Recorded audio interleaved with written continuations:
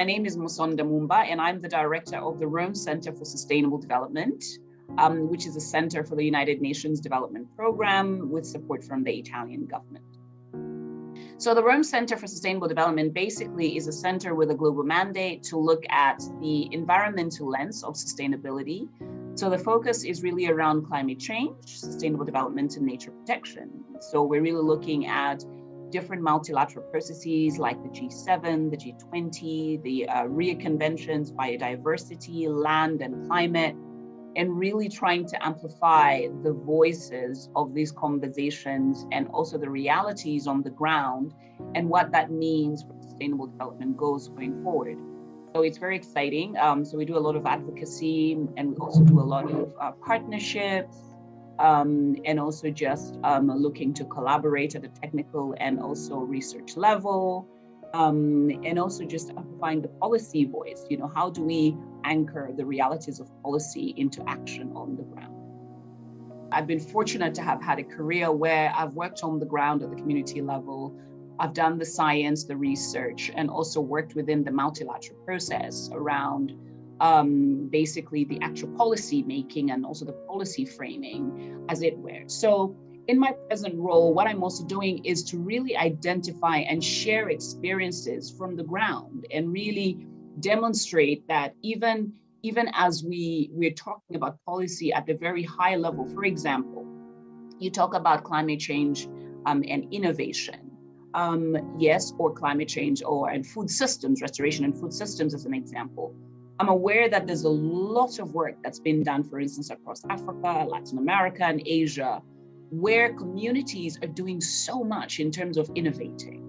And so for us, the policy conversation is a two-way process. Policy is informed by science, it's informed by action, and also it's informed by the progress that we make. You know, just because, I mean, for me, what I always tell people is because, people say, oh, we've advanced a bit. Movement does not necessarily mean progress. A hamster is in a wheel and it's moving, but it's not moving. So where has the progress happened? The fact that we have, I'll give you a classic example. The fact that we have M-Pesa as an example, that's fintech, right? And there's a woman and let's just, for hypothetical reasons, say there's a farmer in Nyeri who is wanting to communicate with another farmer in another region, except she cannot afford to buy some of the seeds for a specific vegetable, an indigenous. So her friend WhatsApps her money or just M-Pesas her money and say, oh, actually the nearest farm is 2 kilometers away from you. Since you don't have the money now, I'm going to send you 2,000 shillings. That is the innovation that has happened in Kenya. That the fact that you have that fintech, the transference of resources, and that women at a farm have the accessibility to do that, then how do we amplify that voice to talk about the innovation? Because there's tech innovation, and then there's also social innovation. So something has changed, and those are the conversations that we need to talk about when we talk about SDGs as well. I was working on a program on nature-based solutions, which was a program that was funded by the German government when I was still in UNEP. And this is like around 2010, 2011. So it was a mountain program on ecosystem-based adaptation. What is ecosystem-based adaptation? So it's basically how to build resilience of communities and making sure that they are, adapting to the impacts of climate change and using nature as a solution to that. So I was working in 3 mountain regions, in the Andes, in Peru, in Uganda, in Mount Elgon, and in Nepal, in the Himalayas range. Now, what I found so fascinating and exciting about this program is that in all of these 3 countries, what was very common was the fact that women were the predominant population within the community. And in all the 3 countries, I also realized that actually, because, mountains are far and forgotten, out of sight is out of mind, kind of. So we found that a lot of the men and the youth had migrated, so they had moved away. So the older women and the older generation, sometimes also younger women, remained at the community, and they were really dealing with, sort of the nature dynamic, the changes, or the livestock, and different activities and different initiatives, etc. But also at the same time, there was this dialoguing between the families, etc. And also very common across all the 3 countries is when you talk about restoring a space, for instance, and I'll give you a classic example of Uganda. I was speaking to women in Kapchorwa, in Bulambuli, these towns, and I was like, okay, so can you plant trees on this land, and can you do X and Y and da, da, da? And one woman was like, well, I just cultivate to grow food for my family and my extended family, but I don't invest in planting the trees or anything like that because this land belongs to my husband, and if he decides to walk away or in case he dies, I would not have access to it and I would not own it. So you begin to see the complexities of land tenure. And also the complexities of how constitutional, framings and systems disadvantage women. So for me, this was a really big lesson to just see that sometimes we tend to think that here on the African continent, we have real problems, but the same problem manifests in a similar way in the Andes. The same problem manifests in a similar way in the Himalayan region. So it was really good to share experiences and also begin to figure out what solutions can communities have to deal with some of these complexities. And back to your question on policy, this is where then we begin to inform the national policies to say, well, there's a gap here. Even though you're talking about restoration to restore this land and to manage it with an ecosystem, based approach, this woman cannot because the tenure system disadvantages her. So we begin to look at the landscape in a very systematic and a systems lens approach. You just don't look at the land. You're looking at the land, the policy, the climate, the water resources, the activities that she's undertaking, and the social systems as well that disadvantage women. So for me, this was one of the most really exciting initiatives, and it was with UNDP, UNEP, and IUCN. So it was a great learning curve for me, and really very eye-opening and very inspirational on many levels. 2 years ago in 2019, I set up a network called the Network of African Women Environmentalists, because for me, I was born in Zambia in a rural town called Mansa, which I love and I go to every year. I take my children back there. I'm a child of nature. And I would be taking around these wetlands, these rivers. I used to swim in the local river, in the Mansa River. I used to hang out around this area where my stepmother was kind of, restoring this beautiful 7-8 acre plot of land. And now even after her passing, we're really sort of resuscitating and it's beautiful and it's thriving and there are all these old trees. And I realized from that, going back, I was back home nearly a year and a half ago, just before the pandemic hit. And I realized how just the small acts of doing means so much to a community, to people, to the society, and also to nature.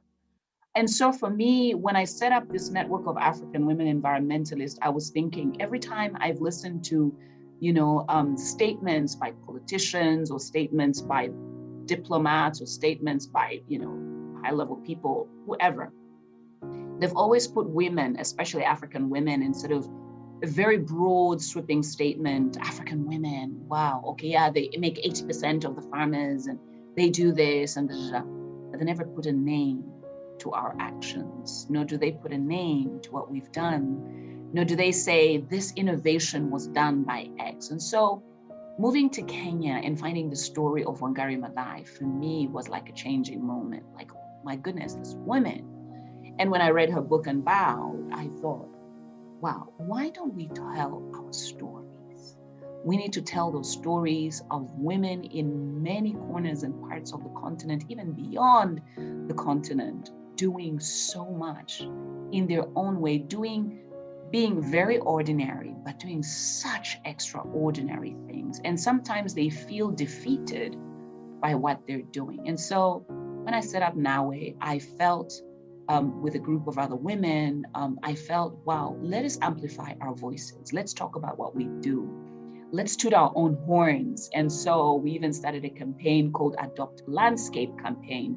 I reached out to Elizabeth Kuti, I reached out to Vanessa Nakate, I reached out to young men like Alan Otaro, who is, part of the Catholic Youth Network, another young man, Sia, in Cape Town. And these are the voices on the ground, the voices of youth who work with women, young women, men and women.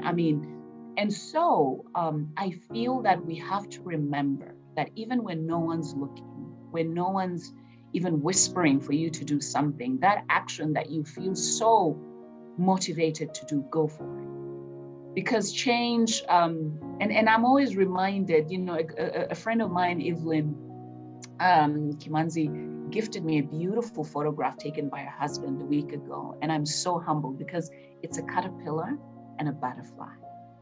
A lot of times I think people are just looking at the caterpillar. Oh, wow, it's crawling and it's a process and it looks tedious and it's climbing and it's doing its thing. And they forget that growth in itself is a process. And then it just comes out and it's a butterfly. But a lot of times we're just looking at the butterfly because we've seen it's beautiful, it's flapping its wings and thinking, it just got there as it is. And yet it's been this process. And so I always encourage, especially young people, I say, look, don't give up. And here we are living in a pandemic. Why are we in a pandemic in the first place? We're in a pandemic because our ecosystems are degraded, because our forests are destroyed, and because the spaces where the bats live, where the pangolins live, where the primates live have been destroyed. And in fact, so they're trying to figure out where to go. And some of these animals are roosting in our homes like bats. And so the zoonotic situation, we're bringing the diseases much closer to ourselves. So I encourage a lot of young people everywhere around the world, be the change you want to see. And I feel that we always forget sometimes, even when you're doing something. And we have a saying in my language in Bemba that says that, meaning that one finger cannot pick the lice out of your head.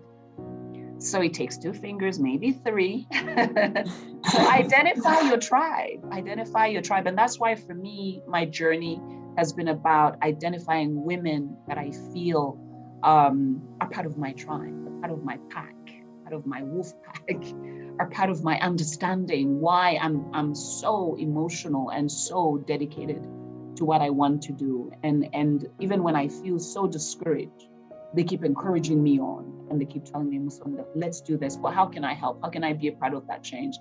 Who should I call? What should I do? Or what investment can we put in? How should I mobilize? And this tribe really is the one that really looks after you, that supports you and encourages you on. And so for me, I have hope. I have hope that I think that the COVID-19 pandemic is a wake-up call. On many levels. It's a wake-up call, it's a reality check on knowing that, Earth can get angry. Earth can just say, I will show you what a timeout means, And I was explaining to my young children, I said, this is what a timeout means. I said, yeah, mommy, we know. So yeah, we can't go to many places that we wanted to go because there's a pandemic. And I think now we're beginning to realize that the everyday aspects of our lives have been affected so immensely. The social, we can't even go visit our, parents, grandparents, our friends and hug. The economic, people are losing jobs, have no income, or have no way of running their businesses. The models have changed. The environmental, the very spaces that people have depended on, some of them are very degraded and very destroyed. I mean, we saw the floods on Lake Victoria. So all these facets of what we refer to as sustainable development have been affected by one virus. But I'm incredibly hopeful. I'm incredibly hopeful seeing loads of voices, especially young voices, youth voices, female and male, just going at it, just really saying we want to see change at the political level. We want to see change in our communities. We want to see change at the big multilateral level. And so what I'm excited about is also to see young people really coming on board in, multilateral processes, the UN Environment Assembly, for example, the UN General Assembly, and they're present. And they're really just, voicing out their concerns, but not only are they just voicing, they are doing. And that for me is a game changer. Keep doing what you're doing.